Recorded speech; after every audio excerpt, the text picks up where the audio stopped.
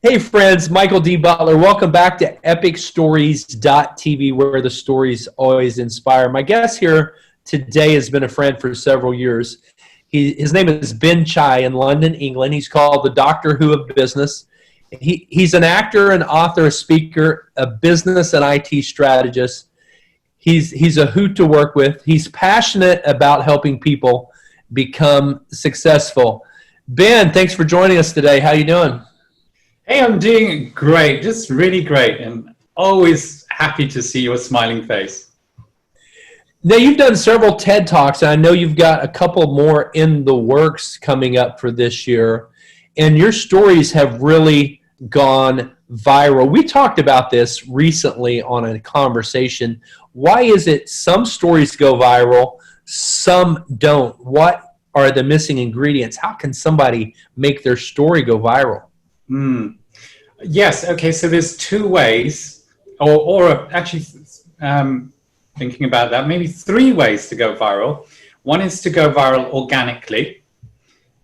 Due to the algorithms of Facebook and YouTube and all these social media platforms, it's possible to go viral organically. Harder today because they've changed a lot of their algorithms to focus more on, for example, corporate kind of offerings.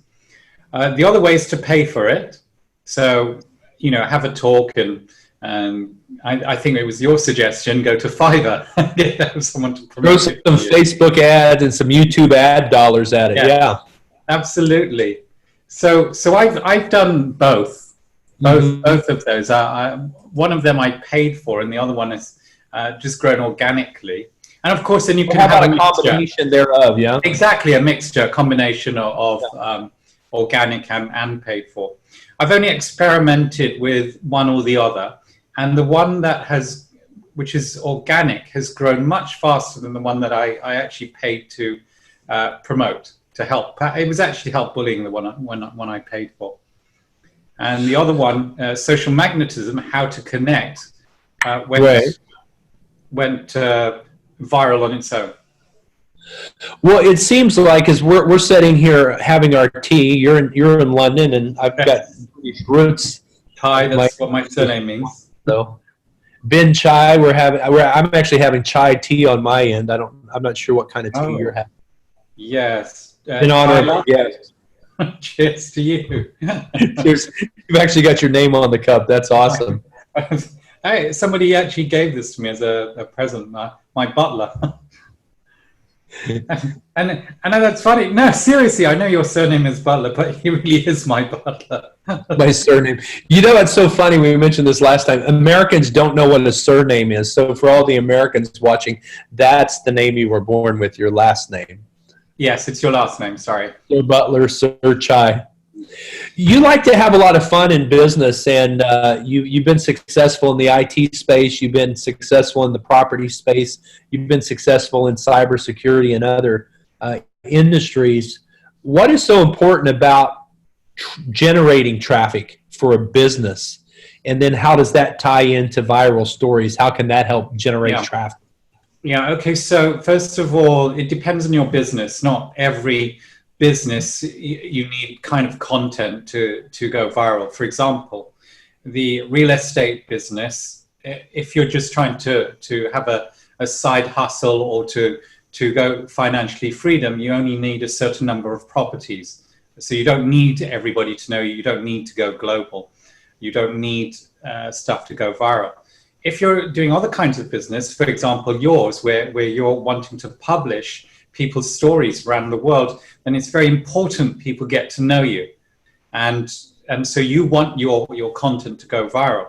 With the social magnetism stuff, this went viral organically because I actually contacted people like yourself, actually, with large databases of people.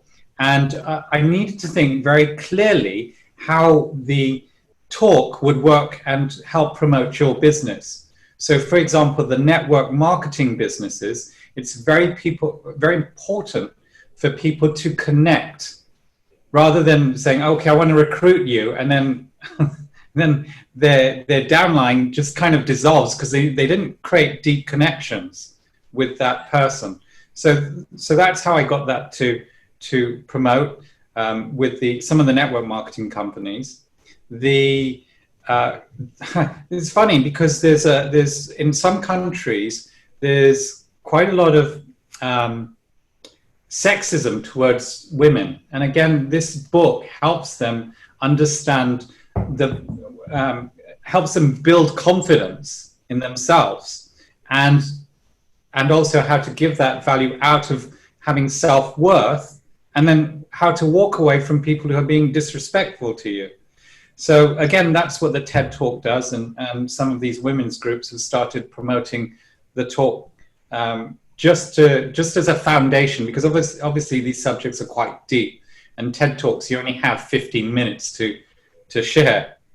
So does that give you some examples of how to take your talk viral? And it's really important because I actually have viewed quite a few TED Talks from given by certain people from an organization I used to be part of, and they've not gone viral, even though they've tried to get it promoted using some of the ways I've said, because their talk is structured in a way to sell and also give very, what I call kind of woozy information. Like you've got to do speed of implementation, but there's no how. How do I do it, and what are the impacts? So when you're giving something that is going to go viral, you really have to give them that kind of education, rather than saying, you know, bad stuff happens to everyone, you've got to think positively. Yeah, but yeah, how do you think positively? If it was so easy and if it attracted such great benefits, why doesn't everyone do it? So this is why I'm talking about, you know, having a talk. The other problem I saw with ones that never went viral is they overloaded their audience with tons of information. Like you really just have to focus in, or they just bored them with their story. So TED Talks, want to hear your story, yeah, but it was only like the last minute they actually gave them, oh, here's the point of the story. Wow. I don't know whether some of this helps you, because I was looking at your TED Talk. It's very digestible. There's 3 points. You bring a guy up on stage. You use the mirror effect. So you give some practical, tangible takeaways for people, because we're in a world of noise. It's noisy space out there, and people are being bombarded and sold to 24. I like the female aspect of what you're empowering, though, the women, because 70% of our authors are women, 70% of book readers are women. And then you mentioned a space, the direct sales space, which I spent some great years in developing some great relationships. Some of the most powerful networkers in the world and speakers in the world, the Danny Johnsons of the world, the Sharon Lecters of the world, have come out of that space or impacted that space. So, I mean, what's the funnest thing for you to do, Ben? Is it maybe tell me about this first TED Talk. Why did you do it? How did you get on stage? Or what would you say to somebody? They've never spoken on stage. Is there a path to that? Is there a training program? Or should they just go watch 5,000 TED Talks next month? I don't know. I think people, if they want to be able to talk and impact people, should start talking. Go stand up in front of their mirror and start giving 5-minute talks or 15-minute talks or 10 minutes. Oh, is this the naked talk when they take all their clothes off? No, that's more to develop self-worth. But just seriously, or go and give a talk in a park. I remember a person asking me about giving a talk, and I said, well, what would you talk about? And they said, well, I'll talk about love. I said, okay, do it. And then they said, what do you mean? I said, do it. Give me a talk about love. Okay. And so they had to go, but they dried up about 2 minutes. So really, they didn't think this through. And it's okay to go say, hey, I can give a talk or a 15-minute talk about something, but they couldn't hang it. And so I gave it for them. I said, okay, I would like to give a 15-minute talk on love. Here are 3 aspects of love that I think are really important and will help you in your life. Number 1. So this was off the top of my head. but I'm used to speaking. I've trained speakers at Microsoft and IBM, so I'm used to doing that. And I think if someone wants to be a speaker, they should just start speaking. And once they're confident with giving 5, 10, 15 minutes or 40 minutes talks, then they can get out on the stage and if you like, give some of these iconic talks that actually everyone's capable of.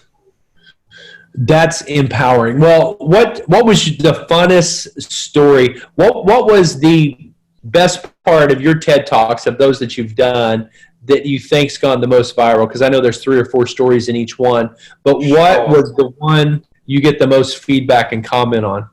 Yeah, it's probably some of my training, because part of the talks is not just to impart education.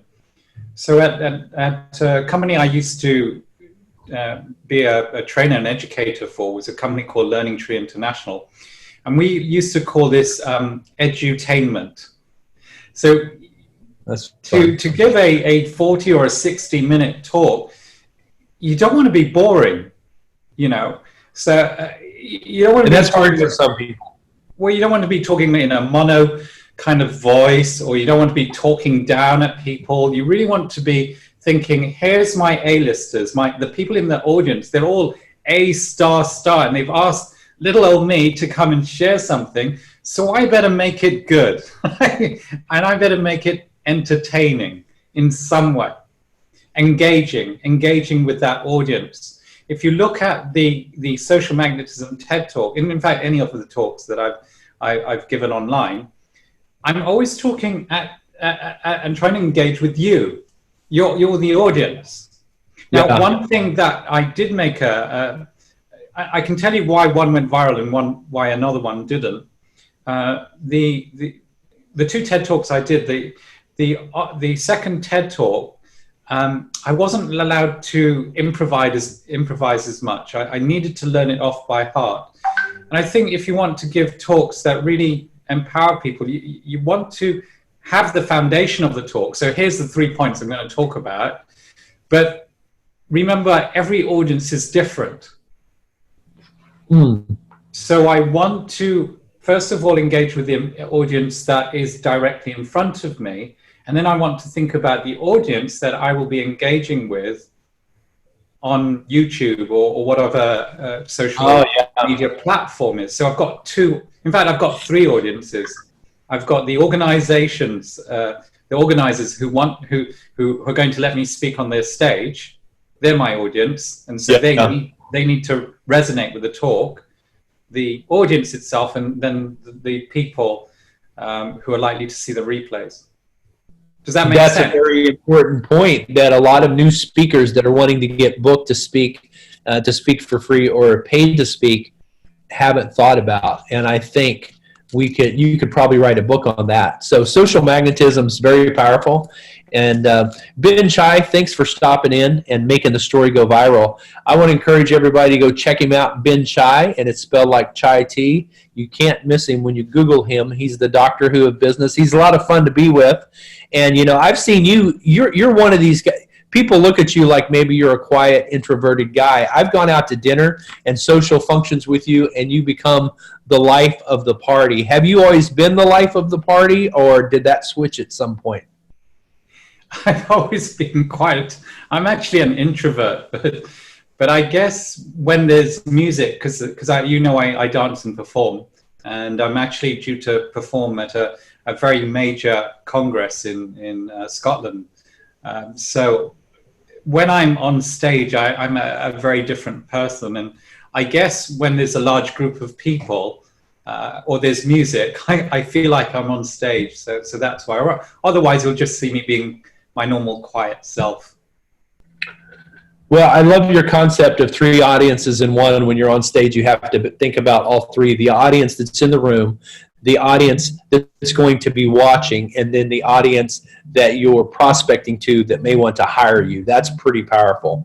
And I think that's revolutionary. I've never heard somebody say that. I've conceptualized it before, but I've never said it, but you've actually said it. So I want to steal that from you, but I'm definitely going to give you credit for it, because You're the first person that I've heard verbalize that. Ben, I want to thank you for joining us on epicstories.tv. Follow Ben Chai to make your story go viral. Thanks so much. He's a lot of fun. Have a great year and keep inspiring with your epic stories.